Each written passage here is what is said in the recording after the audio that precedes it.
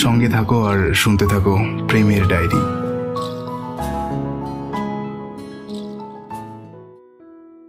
কাল লকডাউন, তাই আজ মনের ডায়েরিটা খুলে বসে পড়লাম কিছু লেখার জন্য। কিছু লেখাটা বলতে গেলে আগে থেকেই সিলেক্ট করা ছিল যে কি লিখবো, কিন্তু তবু লেখার আগে একটু ভেবে নেওয়াই ভালো, তাই না? তো যাই হোক, কলেজ লাইফ নিয়ে একটা ছোট্ট ঘটনা তোমাদের সাথে শেয়ার করতে চাই। যদি তোমাদের ভালো লাগে তাহলে নিশ্চয়ই কমেন্টে জানিও কেমন লাগলো। আর চলো তাহলে শুরু করি। এবং এর সঙ্গে আমি এসজে। কলেজ লাইফ একটা প্রেম হবে না তাই কখনো হয়? প্রেমে পড়তে তুমি বাধ্য তোমার কলেজ লাইফে, আর ঠিক সেইভাবে আমিও পড়তে বাধ্য হলাম। প্রথম দিন দু একজন ছেলে বন্ধু ছাড়া আর সবাই অপরিচিত, আর সেই অপরিচিত বন্ধুদের সাথে ক্লাসের ইন্ট্রো দিতে গিয়ে শুনলাম কোনো এক মেয়ে বলল যে তার মোবাইলে টাইম পাস করাটাই নাকি হবি। অনেস্টলি আমি মেয়েটাকে না দেখেই কথাটা শুনে মনে মনে ভাবলাম মেয়েটার সত্যি কথা বলার সাহস আছে। তারপর কোনো এক বন্ধুর মারফত জানলাম সেই সত্যি বলা সাহসী মেয়েটা কে, কি বা তার নাম। তার নাম মোনালিসা। না, লিওনার্দো দা ভিঞ্চির মোনালিসা নয়, এটা আমাদের কলেজের ফার্স্ট সেমের মোনালিসা। তারপর থেকে প্রতিদিন ক্লাসে মনোযোগ না দিয়ে ওর দিকে তাকিয়ে থাকা, মানে ঠিক যেমনটা হয় আর কি, মানে প্রথম প্রেমে পড়লে, প্রথম কাউকে ভালো লাগলে যেমনটা ঠিক হয় ঠিক তেমনটাই। কিন্তু ভালো লাগলেও তোমায় ভালো লাগে অথবা তোমায় ভালোবাসি, এই কথাটা বাঙালির ছেলেদের বলতে বেশ খানিকটা সময় লেগে যায়। আবার দেখবে মানে ক্লাসে এমন কিছু বন্ধু থাকে তারাই তোমার বেস্ট ফ্রেন্ড, এদিকে তারাই কেশ খাওয়ানোর দিকে আগে। আমার না বলা সত্ত্বেও আমার বন্ধুগুলো মেয়েটাকে গিয়ে বলে, এই তোকে একটা ছেলে লাইক করে, তুই কি জানিস? তখন মোনালিসা বলে, কে? তখন ওরা আমার দিকে আঙুল দেখিয়ে বলে, ওই যে থার্ড বেঞ্চে, ওই যে স্কাই কালারের যে শার্টটা পরে বসে আছে ছেলেটা, ওই ছেলেটা। ও তখন কিছু না বলেই একটু ছোট্ট হেসে, মানে ওটা অ্যাকচুয়ালি প্রেমের হাসি ছিল নাকি অন্য কিছু তা জানি না, তবে যাই হোক একটা ছোট্ট হাসি হেসে চলে গেল, মানে বুঝতেই পারছো। তো আমার আবার ধৈর্য শক্তি খুবই কম, তাই ভাবলাম কলেজের বাইরে একটু দেখা করব। কিন্তু দেখা করব বললেই তো আর করা যায় না, দেখা করার জন্য একটা কারণ লাগে, বেসিক্যালি মানে মেয়েদের সাথে দেখা করার জন্য। তাই এই দেখা করার কথাটা ভাবতে গিয়ে মাথায় এলো যে আমরা যদি একটু নোটস বা আমি যদি একটু নোটস বা অ্যাসাইনমেন্টের কথা ভেবে ওকে কিছু বলি, যদিও বলে যে হ্যাঁ দেবে, তাই তৎক্ষণাৎ কলেজের গ্রুপ থেকে নাম্বারটা নিয়ে কলটা করে ফেললাম। কলটা করে বললাম, আসলে আমি বলছিলাম যে তোমার কাছে কিছু নোটস বা অ্যাসাইনমেন্ট পাওয়া যেতে পারে, মানে আমি অ্যাকচুয়ালি কলেজে তো সেদিন ছিলাম না, তাই তুমি যদি আমায় দিতে তাহলে খুব ভালো হতো, মানে খুব উপকৃত হতাম। কিছুক্ষণ নিস্তব্ধতা কাটিয়ে ওপার থেকে এলো, ঠিক আছে কাল 10:30টার দিকে বাস স্ট্যান্ডে এসে কল করো, আমি তোমায় দিয়ে দেবো।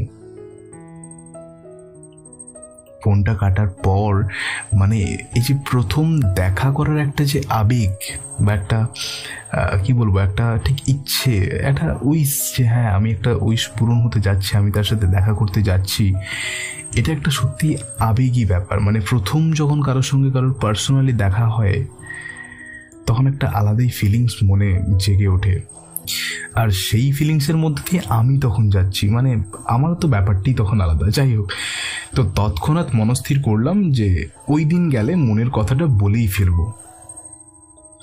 কিন্তু বন্ধু, চাইলেই কি আর মনের কথা বলা যায়?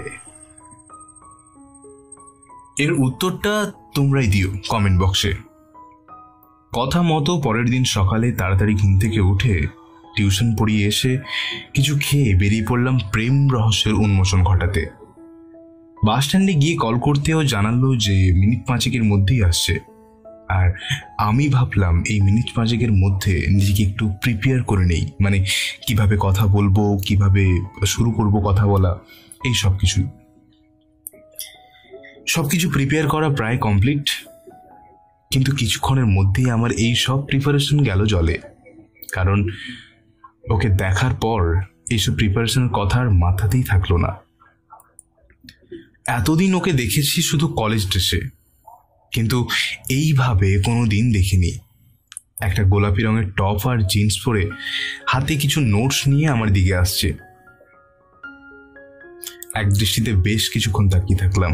তারপর ও আমার সম্মুখে এসে আমাকে নোটস আর অ্যাসাইনমেন্টগুলো বুঝিয়ে দিল।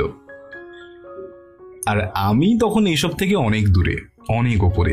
আমি তখন ভাবছি, কাশ যদি ওর সাথে আমার একটু বেশি টাইম কাটানো যেত, বা ওর সাথে আমি যদি একটু হাঁটতে পারতাম রাস্তার ধারে। আমি এইসব নিয়েই মতো। তো তারপর কিছুক্ষণ পর নিজেকে ধিক্কার জানালাম মনে মনে যে এসব আমি কি ভাবছি, ও তো নোটস দিতে এসেছে আমার, আর নোটস দিয়েই এক্ষুনি চলে যাবে, তাই এসব ভাবাটাই বৃথা। নোটসগুলো ওর হাত থেকে নিয়ে চলে যাওয়ার উপক্রম করছি, তখনই ও বলে উঠলো, এগুলো নিয়ে গেলে হবে না, এগুলো আমার এখনো পড়া হয়নি, অতএব এগুলো আমাকে এক্ষুনি জেরক্স করেই ফিরিয়ে দিতে হবে। আমি তখন একটু হেসে বললাম, ও আচ্ছা তাই নাকি, তা বেশ ভালো কথা। তাহলে কাজ করো যে চলো এই সামনে একটা জেরক্স দোকান আছে, তো ওখানে গিয়ে জেরক্সটা করে নেওয়া যাক। আর মনে মনে ভাবলাম, বোধহয় আমার মনের ভাবনাগুলো পূরণ হতে চলেছে। মানে আমি যে একটু আগেই ভাবছিলাম যে ওর সাথে একটু হাঁটা, একটু টাইম স্পেন্ড করা, এইসব ব্যাপারগুলো। তা ওকে যখন এই প্রস্তাব দিলাম যে সামনেই জেরক্স দোকান, তো তখন বলল ঠিক আছে চলো বেশ। তা জেরক্স দোকান যাওয়ার পথে বেশ কিছুটা পথ একটু হাঁটতে হয়, তো একটু হেঁটে গেলাম, একটা আলাদা ফিল। তারপর জেরক্স দোকানে জেরক্স করতে দিয়ে একটু বসতে হয়েছিল, তো সেই বসার মাঝখানে অনেক কথাই সেরে ফেললাম।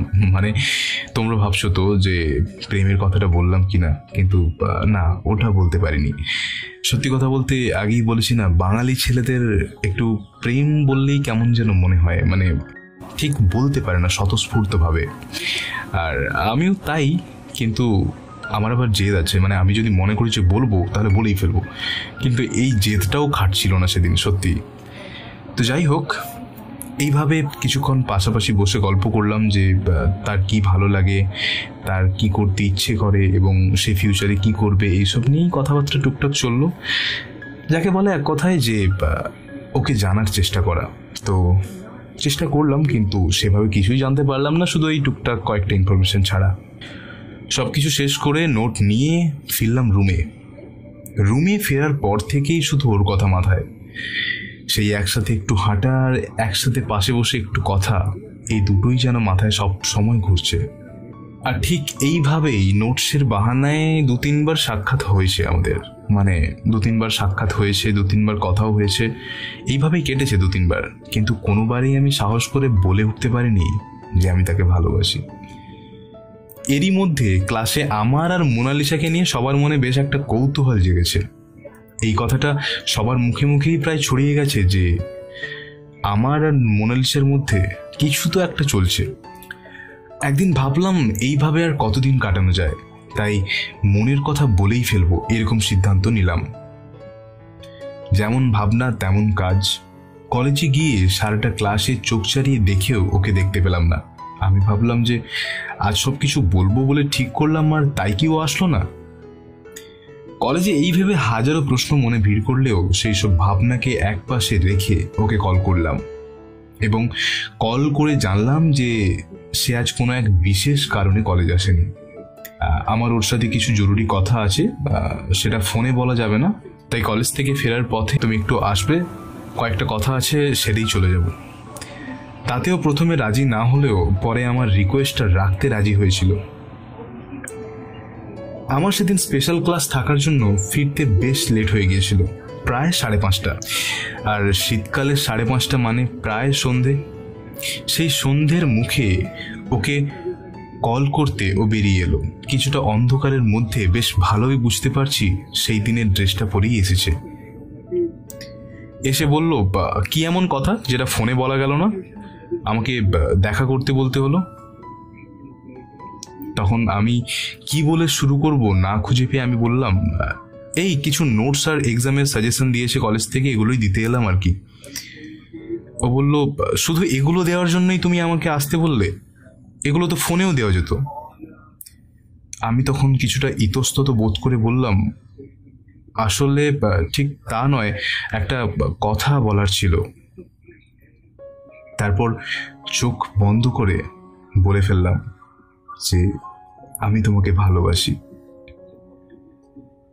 মনে হলো যেন একটা নিস্তব্ধতার ছায়া এসে পড়লো আমাদের উপর।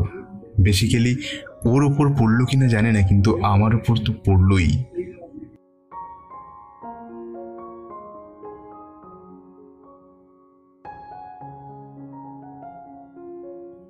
কি মনে হচ্ছে, মানে মোনালিসার উত্তরটা কি হতে চলেছে?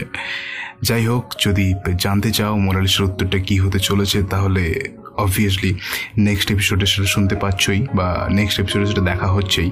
কিন্তু এই এপিসোড সম্বন্ধে কেমন লাগলো বা আরও শুনতে চাও কি না, প্লিজ সেটা কমেন্ট বক্সে জানিও। আর যদি প্রথম হও এই চ্যানেলে, তাহলে প্লিজ এবং এই চ্যানেলটিকে সাবস্ক্রাইব করে বেল নোটিফিকেশনটি অন করে দাও। ডেসক্রিপশানে আমাদের ফেসবুক এবং ইনস্টাগ্রাম পেজের লিঙ্ক রয়েছে, তো ওখানে গিয়ে একটু ফলো করে নাও, যাতে মোটামুটিভাবে আমাদের সব কিছু আপডেট তোমরা পেতে থাকো। যদি এপিসোডটি ভালো লেগে থাকে তাহলে প্লিজ শেয়ার করো, সবার সাথে শেয়ার করো। সঙ্গে থাকো আর শুনতে থাকো প্রেমের ডায়েরি।